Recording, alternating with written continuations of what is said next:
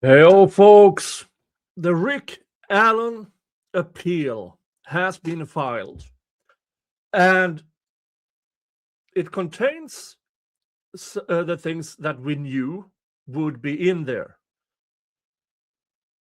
But it also included something that I, after 2.5 years of covering that case, did not know. Welcome to the show.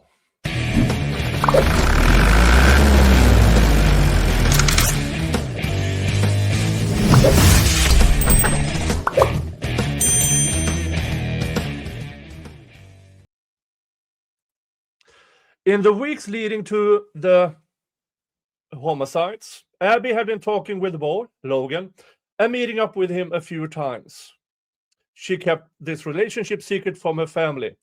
On the day she was murdered, Abby invited Logan to meet her on the trails. Logan had school, so he declined.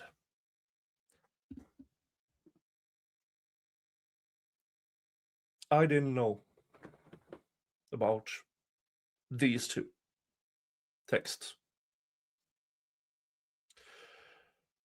So, but this is just the summary of the texts.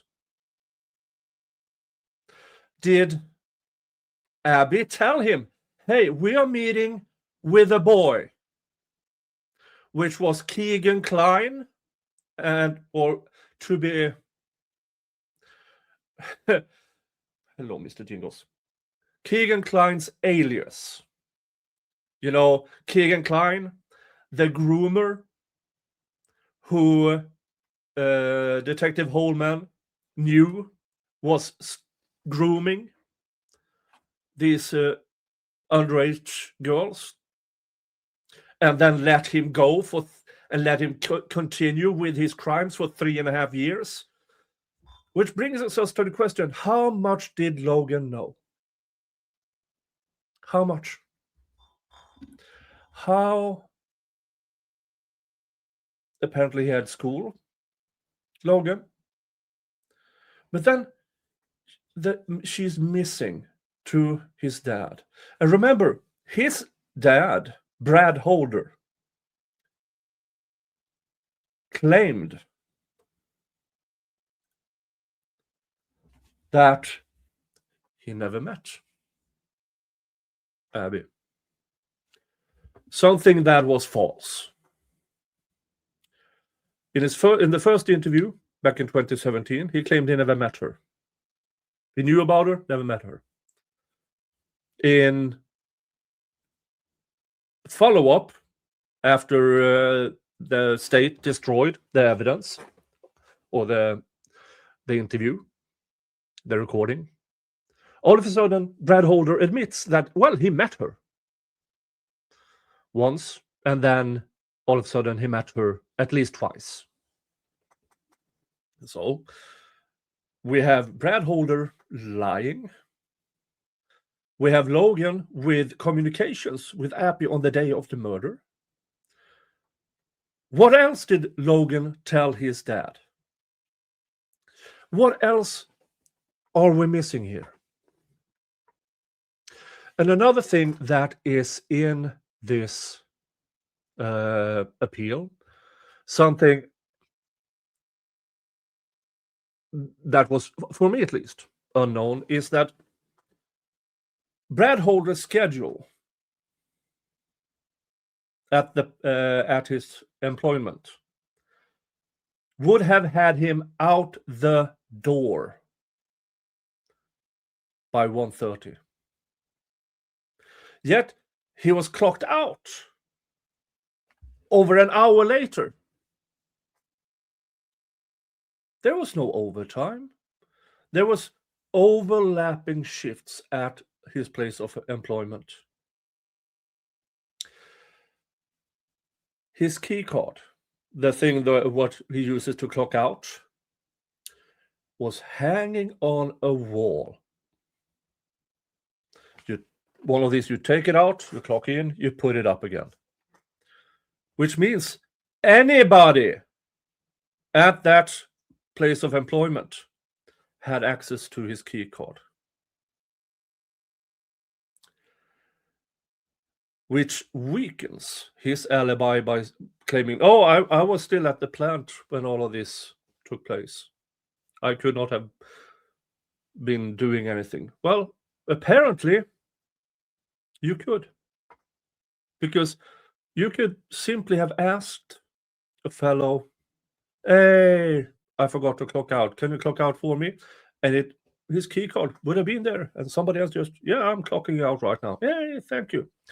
What did the investigators do? Did they investigate? Did this happen at that day? No. For years, up until 2023, for 6 years, the investigators refused to interview Brad Holder's co-workers, what actually went down on his place of employment that day. So what do we have here? All of a sudden we have communications between the Holder family and Abby on the day she was murdered. Logan's phone, they searched it, looking through it. Did they download it to see where he was? No. Did they take Brad Holder's phone as a person of interest? Download the contents to see where were you that day. Does your alibi check out? Nothing. Nothing. And none of this was allowed for the defense to bring to the jury.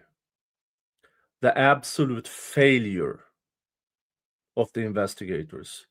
The absolute clusterfuck that caused this, in my opinion, wrongful conviction.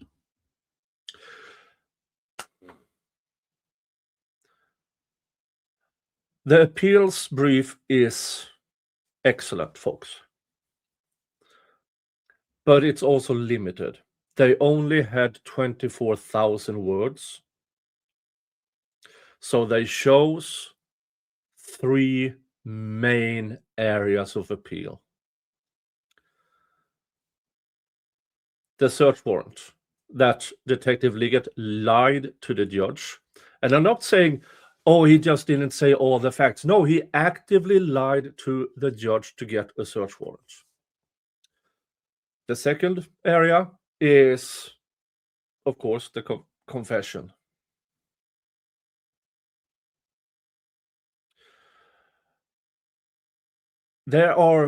I could bring out more that I believe maybe should have been in there, but the appeals, when you have limited number of words, they have to focus on what they believe are the three strongest areas. So by that, it's extremely well written, and we can hope that the court's clerk, appeals judge's clerk, takes an interest and reads the entire transcript to get more context. For me, no. For me, it's not. Yeah. Rick Allen, at the least, should be granted a new trial. He should at least be granted a Franks hearing. Sadly, whatever happens, it will still be in front of Judge Gull. She will pull herself from death's door to make sure she can influence anything to make sure to protect the real killers and to convict Rick Allen. That will probably be until the day she draws her final breath. She will keep railroading Rick Allen. But now, folks, the appeals is in. next during Christmas season, I will go through this appeal, just going through it with you guys. And then let's see, after that's done, the state files their opposition for the appeal. That will be interesting to see, because now it is the Attorney General. It won't be Nick McLeland who files the opposition. It will be the Attorney General who defends the conviction. That will be interesting to see how much they back up these corrupt, evil motherfuckers who railroaded Rick Allen. Okay, folks, that is what I had for you from me and Mr. Jingles. You all have a good one, and I will see you in the next stream and video. Bye-bye.